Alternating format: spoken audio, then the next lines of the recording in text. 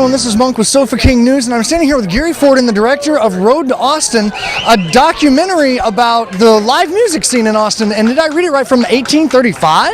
Yes, it actually starts from the mid-1800s and kind of moves to the present and covers all the major musical inflection points that have happened in Austin, like the psychedelic movement, like the Armadillo World Headquarters, and then all the luminaries are in there, the Willie Nelsons with the Cosmic Cowboy movement, and, with Waylon Jennings, and obviously Stevie Ray Vaughan. And there's, and it features a lot of some of the artists that, really move the needle that perhaps you might not have heard of before.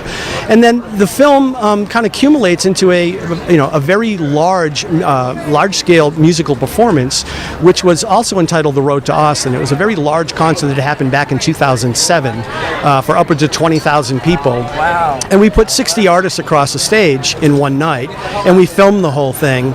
And it was led by our musical director, Stephen Bruton, who's no longer with us. He passed away in 2009. Right. And that's kind of what kind of jump-started why we did this film. Backstage at Willie's Picnic about 4 years ago, Chris Christopherson and I and another gentleman by the name of Ken Kushnick decided that it was time to do something for Stephen, to kind of, not so much pay tribute to him.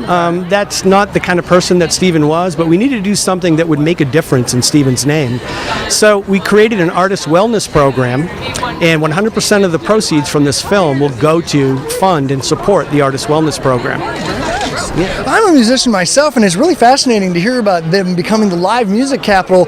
And from what it sounds like, from what you just said, that there really is no genre specific to Austin, like, well, Memphis has, and Tennessee has a lot of the country. Sounds like, in your experience in filming this, did you find there really was that broad of a genre of musicians? Absolutely, and I too am a musician, and it's interesting when we created. I not only did this film, I actually produced and created this show back in 2007 with Stephen Bruton, and that's one of the things that we set out to do. We created a big 15-piece house band with very prominent musicians. Ian McLagan from The Faces is in the band, and like that. I mean, it's a very, very top-notch, top-flight, world-class musicians.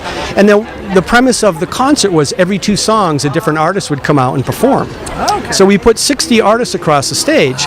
Now, including, to your point, it wasn't just any artist, because not only would the artist change every 2 songs, the genres of music would change. So you would go from rock and roll to country to norteño to conjunto to opera. Wow. Into the big hits of Chris Christopherson. Yeah. You've got Bobby Whitlock from Derek and the Dominoes. Wow. He was on stage. He lives in Austin, and they did Layla, which we all know the song.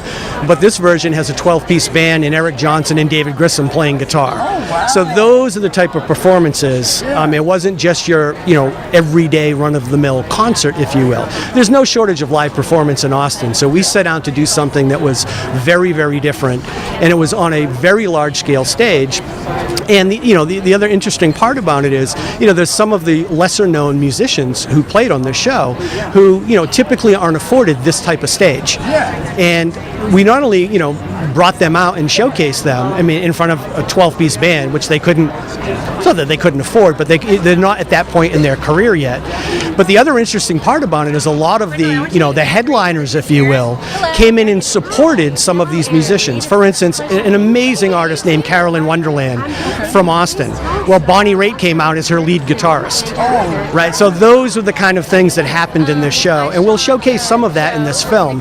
In the film that you're going to see here is a 73-minute adaptation of The Road to Austin. But when we release this in the next couple of months on Blu-ray, it's 3.5 hours long, and it's all 38 of the performances. And again, the proceeds of this go to fund the Artist Wellness Program in Stephen's name. Well, Gary, thank you very much for talking to me. I look highly forward to seeing this as a musician. Thank you very much. For Sofa King News, this is Monk at the Dallas International Film Festival 2014.